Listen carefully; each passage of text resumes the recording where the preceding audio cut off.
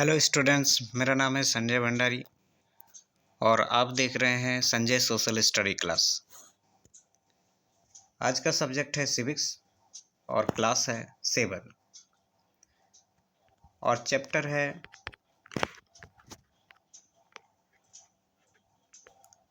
ये देखिए, चैप्टर है समानता। समानता देखिए, हमारा जो देश है वो एक लोकतांत्रिक देश है। लोकतांत्रिक यानी कि लोकतंत्र।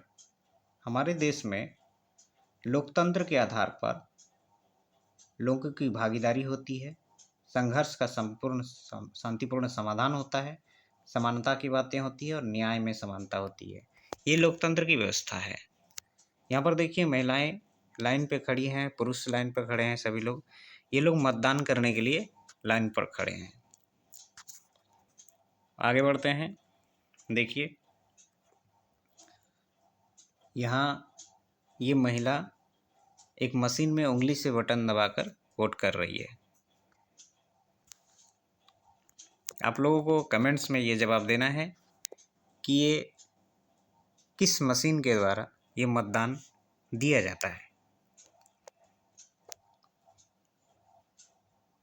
देखिए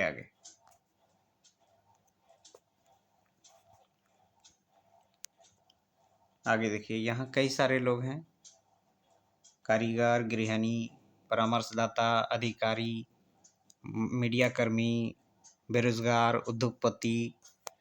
ये सारे लोग जब मतदान करने जाते हैं तो एक ही लाइन में खड़े होते हैं, सबको बराबर होते हैं, लेकिन इनकी सामाजिक स्थिति बराबर नहीं होती।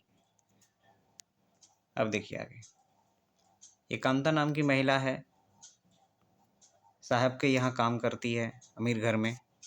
कांता नाम की महिला, अब क्या है, इस कांता की जो बेटी है वो अक्सर बीमार रहती है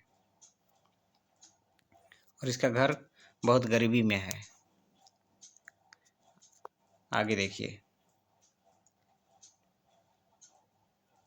ये कांता नाम की महिला घर के कोनों को सफाई कर रही है और ये उनके साहब लोग हैं जो बैठ कर के कुछ काम वाम कर रहे हैं, कुछ पेपर पढ़ रहे हैं और इनके कार्य पर नज़र रख रहे हैं। तो क्या है कि यहाँ पर समानता बहुत कम दिखाई दे रही है, आर्थिक असमानता बहुत है यहाँ। अब आगे देखिए, मताधिकार की समानता। हमारे लोकतंत्र में ये सबसे महत्वपूर्ण चीज़ है, मताधिकार की समानता। जब ये कांता महिला गई थी वोट करने के लिए तो इन्होंने अपने मालिक को भी देखा और फिर अपने पड़ोसी को भी देखा कि ये लोग वोट कर रहे हैं, वोट देने आए हैं। तो हमारा देश जो है वो हर वयस्क को यह अधिकार देता है कि वो वोट देने का अधिकारी है, चाहे वो कोई भी धर्म का हो, कोई भी शिक्षा प्राप्त हो, कोई भी जाति का हो, अमीर हो, गरीब हो, किसी भी प्रकार का हो। ऐसे अधिकार को क्या कहा जाता है? ऐसे अधिकार को कहा जाता है सार्वभौमिक वयस्क मताधिकार। माने सभी वयस्क को मत देने का अधिकार है। यह हमारे संविधान में लिखा हुआ है और संविधान के अनुसार ही यह अधिकार दिया गया है। चाहे वो वयस्क स्त्री पुरुष कोई भी हो, किसी भी जाति का हो, ऊंचे स्तर का हो, निम्न स्तर का हो, उसको एक वोट करने का अधिकार ही है। लेकिन यहाँ पर जब कांता को एहसास होता है कि ये तो बराबरी वाली बात है वोट देने का, लेकिन जब ये मालकिन से पैसे लेती है तब ये मालकिन इनको परेशान करती है, पैसे नहीं देती, उधार नहीं देती। तो धीरे धीरे कांता को लगता है कि वो झोपड़पट्टी में जीती है, बहुत गरीबी में है और फिर उसके बच्चे का तबीयत भी खराब रहता है। कांता की जो काम है वो बहुत मेहनत वाली है, घरेलू काम की नौकरी है और फिर अपने बच्चे को लेके जाती है हॉस्पिटल और लंबी लाइन वो हॉस्पिटल में लंबी लाइन देख करके और लाइन में खड़ी है। कई सारे लोग खड़े हैं और सब लोग ज़्यादातर गरीब हैं। देखिए ये लाइन में कई सारे लोग खड़े हैं, ज़्यादातर लोग गरीब हैं, हॉस्पिटल के ओपीडी के सामने खड़े हैं। अब आप लोग को कमेंट में ये सेक्शन में लिखना है कि ओपीडी का फुल फॉर्म क्या होता है। हम बीच बीच में पढ़ाते पढ़ाते आप लोगों से कुछ सवाल पूछते रहेंगे और आप लोग कमेंट सेक्शन में जाकर ज़रूर जवाब दीजिएगा। जिनका सही जवाब होगा उनको मैं लाइक करूँगा। आगे देखिए, अन्य प्रकार की असमानताएं। समानता की तो बात हुई, एक सबसे बड़ी असमानता ये है हमारे देश में, जहाँ पर कार्य करने में बहुत असमानताएं हैं। कार्य के बीच में असमानता, मताधिकार में तो हमें समानता है, लेकिन जब हम लोग कोई काम करते हैं या कहीं पर किसी जगह में, यहाँ देखिए इधर ये विज्ञापन है, ये विज्ञापन शादी ब्याह का जो विज्ञापन होता है, पेपरों में आते हैं, अखबारों में आते हैं, इनमें दिखाया गया है कि विशेष जाति का ही होना चाहिए। जिनको वर चाहिए, कन्या चाहिए, वो किसी विशेष जाति का ही, अपनी जाति का ही यहाँ पर कॉलम में लिख रहे हैं। इसका मतलब जातिगत व्यवस्था जो है वो हम लोग को बचपन में ही बता दी जाती है, बचपन में ही हम लोग को समझ में आ जाती है। और ये जातिगत व्यवस्था हमारे असमानता पर आधारित है। जातिगत व्यवस्था के कारण संविधान में समान रूप से व्यवहार नहीं हो पाता है, समान रूप से कार्य नहीं हो पाते हैं। शादी ब्याह करनी है, एक ही जाति में होना चाहिए, दूसरी जाति में नहीं होना चाहिए। तो ये सारी असमानताएं आज भी विद्यमान हैं। अब आगे देखिए, हमारे देश में एक समाज है जिसको कहते हैं दलित। दलित का मतलब होता है कुचला हुआ, अत्यंत निम्न समाज में रहने वाला। तो दलित समाज के साथ सैकड़ों सालों से भेदभाव होता रहा। इसी के कारण ये समानता वाली बात बहुत ज़्यादा महत्वपूर्ण हो जाती है यहाँ। तो दलित शब्द का अर्थ यही हो जाता है कि अत्यंत दबा कुचला। तो आज भी उनके साथ बहुत गलत भेदभाव होता है। इस चीज को हम लोग एक कहानी के माध्यम से समझ सकते हैं।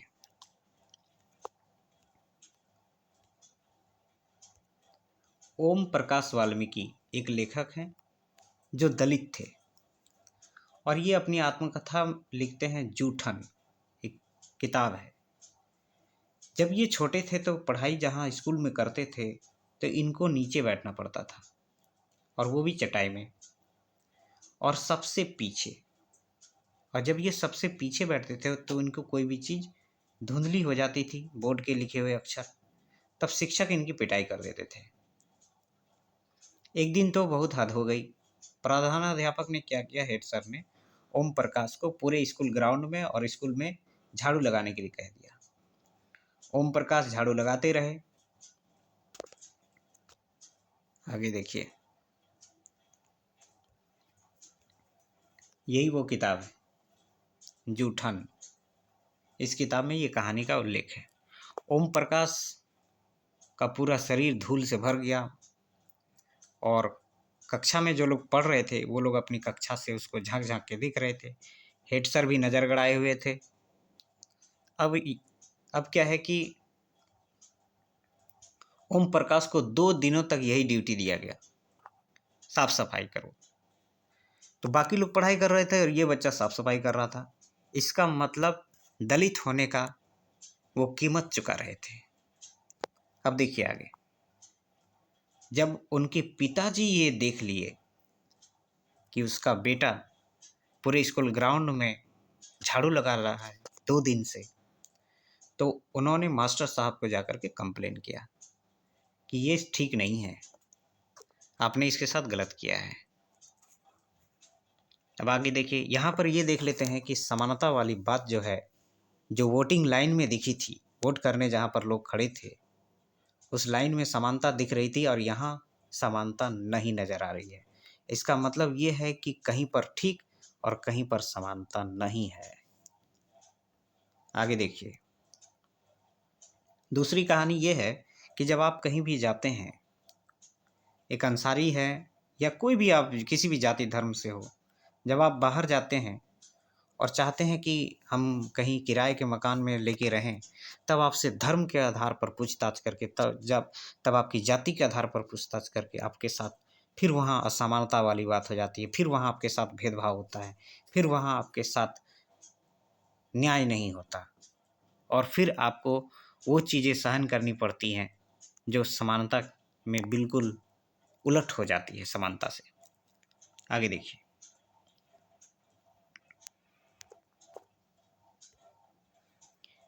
हमारे संविधान में एक बहुत इंपॉर्टेंट चीज़ बताई गई है, मानवीय गरिमा का मूल्य। मानवीय गरिमा का अर्थ होता है मानव की गरिमा, यानी कि मनुष्य की इज्जत। आर्थिक स्थिति, सामाजिक स्थिति कुछ भी हो सकती है, लोग कोई भी काम कर सकते हैं, या वो किसी भी जाति लिंग का हो सकता है, किसी भी जगह का हो सकता है। ओम प्रकाश वाल्मीकि के साथ भी यही हुआ, वो सब कुछ ठीक थे, लेकिन उनको जाति के आधार पर उनके साथ भेदभाव किया गया, उनके साथ दुर्व्यवहार किया गया। अब देखिए ओम प्रकाश को कितनी गहरी ठेस पहुंची होगी इस बात से कि उनके साथ सिर्फ उनको इसलिए झाड़ू लगाने को कहा गया था क्योंकि वो दलित समाज से थे।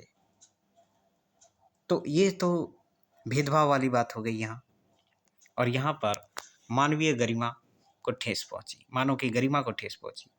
एक पिक्चर को बहुत बहुत आसानी से आप सब समझ सकते हैं, इस चीज़ को देखिए। ये पिक्चर में ये छोटे बच्चे जूता पॉलिश का काम करते हैं और ये बड़े लोग अपने जूते पॉलिश करवा रहे हैं। फिर ये बड़े लोग ये पैसे को फेंक कर बच्चे को देते हैं। आगे देखिए, जब ये बच्चे को पैसे फेंक कर देते हैं तब ये बच्चा पैसा उठाने से इनकार कर देता है, पैसा उठाने से इनकार कर देता है। फिर ये बच्चा कहता है कि आप मुझे पैसे हाथ में उठाकर दीजिए। तब ये व्यक्ति हाथ से उठाकर पैसे देते हैं, तब ये बच्चा उनसे पैसा लेता है। यहाँ पर बच्चे की आर्थिक स्थिति को, उनकी जाति को देखकर उनके साथ असमानता का व्यवहार किया गया। तो यही होता है, यही चीज़ें रोकने के लिए संविधान में काम किया गया है, संविधान में कुछ बातें लिखी गई हैं। आगे देखिए,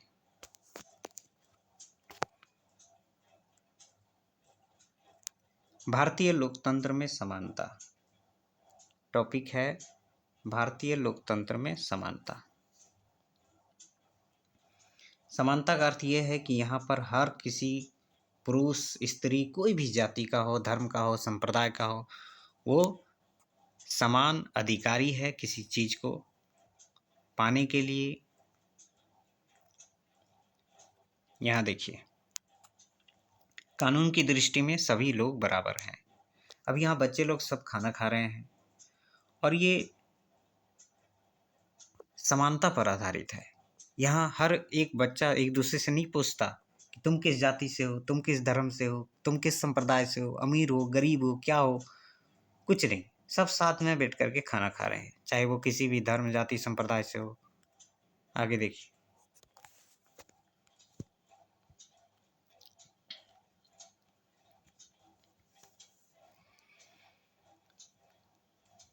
यहाँ देखिए, बच्चे लोग खाना खा रहे हैं और ये मध्याह्न भोजन योजना है। मध्याह्न भोजन योजना क्या है? अगर आप सरकारी स्कूल में पढ़ाई कर रहे हैं तो एक योजना है, आपको भी दोपहर में भोजन खिलाया जाता होगा। तो इस दोपहर में भोजन खिलाने की जो योजना है, इसी को कहते हैं मध्याह्न भोजन योजना। और इसको सबसे पहले हमारे देश में तमिलनाडु में शुरू किया गया था और फिर धीरे धीरे इसको 2001 में पूरे देश में लागू किया गया। और यह बिल्कुल समानता पर आधारित है। आप देख रहे हैं सभी बच्चे बिल्कुल समान रूप से एक ही प्रकार का भोजन कर रहे हैं, एक ही व्यक्ति से, एक ही महिला से भोजन प्राप्त कर रहे हैं। इसका मतलब यहाँ समानता बहुत बेहतरीन ढंग से दिखाई पड़ती है। इस योजना को शुरू करने के बाद बड़ी फ़ायदा हुआ। फ़ायदा ये हुआ कि जो बच्चे स्कूल नहीं आते थे वो अब स्कूल आने लगे। जो बच्चे टिफ़िन में घर जाते थे और खाना खाने के समय घर पे ही रह जाते थे, स्कूल वापस ही नहीं आते थे। वो लोग अब स्कूल में ठहरने लगे, उनकी स्कूल में उपस्थिति बढ़ने लगी। तो इस तरह से सरकार ने भी समानता को बनाए रखने का प्रयास किया, असमानता को कम करने का प्रयास किया। यहाँ जो आप फोटो देख रहे हैं, ये हैं हमारे देश के संविधान बनाने वाले निर्माता। इनका नाम है डॉक्टर भीमराव अंबेडकर। और ये भी सबसे बड़ी बात है कि ये भी दलित समुदाय से थे। इनको भी वही सब बर्दाश्त करना पड़ा था जो यहाँ आज मैंने आपको बताया। लेकिन ये संघर्षशील रहे और इन्होंने पढ़ाई लिखाई भी बहुत अच्छे से की, और इन्होंने इस चीज़ को ख़त्म करने के लिए संविधान में ये सारी बातें लिखी, ताकि आगे चल के किसी भी धर्म जाति संप्रदाय से किसी भी दलित के साथ कोई ऐसा भेदभाव न हो। अब हम देखते हैं कि क्या भारत के अलावा भी दूसरे देशों में भी ये सारी बातें हैं, ये सारी भेदभाव होते हैं। तो हम एक अमेरिका का उदाहरण ले सकते हैं। अमेरिका जैसा विकसित देश, वहाँ भी एक अलग प्रकार का भेदभाव देखा जाता है। वहाँ बहुत साल पहले ही अफ्रीका के काले लोगों को अमेरिका पर ले जाके बसाया गया था, उनको गुलाम बनाया गया था। फिर जब अमेरिका आज़ाद हुआ तो अफ्रीका के निवासी वहीं रह गए, और अमेरिका के जो गोरे लोग हैं वो लोग अफ्रीका के काले लोगों के साथ आज भी भेदभाव करते हैं। यह भेदभाव इतनी भयानक है कि आप सोच सकते हैं कि ये जो बस है, इस बस में काले लोगों को सबसे पीछे बैठने को कहा जाता था और जो गोरे लोग हैं वो आगे बैठा करते थे। तो काले और गोरे यानी कि रंग आधार पर भेदभाव करना ये आज भी अमेरिका में जारी है। और जब ये उस समय बहुत ज़्यादा हो रहा था, तब एक आंदोलन चला था, नागरिक अधिकार आंदोलन, सिविल राइट मूवमेंट। 1964 के आसपास ये मूवमेंट चला, और तब जा कर के ये काले लोग यानी कि अफ्रीकी मूल के लोगों को न्याय मिला। लेकिन आज भी वहाँ देखें तो अफ्रीकी मूल के जो निवासी काले लोग हैं वो साधारण जीवन जीते हैं, अत्यंत गरीबी में जीवन जीते हैं, साधारण स्कूल में पढ़ते हैं। उनके जीवन में कोई ज़्यादा फैसिलिटीज़ नहीं है। वहीं गोरे लोगों को बहुत ज़्यादा अच्छे पढ़ाई लिखाई होती है, उनकी अच्छे सामाजिक स्तर हैं, अच्छे जीवन जीते हैं, सब कुछ अच्छा है। तो इस तरह से भेदभाव हम लोग देखते हैं कि हमारे भारत में ही नहीं, पूरे विश्व में अलग अलग जगहों में अलग अलग प्रकार से है। हमारे भारत में लोकतंत्र में संविधान के 15 के अंश ये कहते हैं, अनुच्छेद 15 के अंश ये कहते हैं कि उसी में सब कुछ लिखा गया है कि किसी भी जाति धर्म संप्रदाय के साथ किसी के साथ भेदभाव नहीं होगा, किसी भी तरह का लिंग जाति धर्म या जन्म स्थान के आधार पर भेदभाव नहीं होगा, हर व्यक्ति को सार्वजनिक जगह दुकान होटल कहीं भी जाने को आज़ादी होगी। इस तरह की कई बातें लिखी हुई है। लेकिन आज भी लोकतंत्र में चुनौती विद्यमान है। आज भी बहुत सारी ऐसी चीज़ें हैं जहां लोकतंत्र में तो लिखी हुई है, संविधान में तो लिखा हुआ है, लेकिन वो पूरी तरह से ठीक ढंग से वो हर जगह काम नहीं करता। कानून तो है, लेकिन समाज का स्थिति उस कानून से भी आगे निकल जाता है और फिर भेदभाव शुरू कर देता है। तो कानून के साथ साथ हम लोग को मानसिक रूप से भी इसके प्रति स्पष्ट रूप से हम लोग को तैयार होना होगा, और समाज में हर व्यक्ति के साथ किसी भी प्रकार का कोई भेदभाव न हो, किसी भी प्रकार का कोई असमानता न हो, इसका विशेष ध्यान रखना होगा। आज के चैप्टर में बस इतना ही। आने वाले नेक्स्ट वीडियो में हम लोग फिर किसी टॉपिक पर बात करेंगे। अगर आपको लगता है कि ये वीडियो आपके अलावा किसी और के लिए भी काम आ सकती है तो आप इसको शेयर ज़रूर करें। Thank you very much.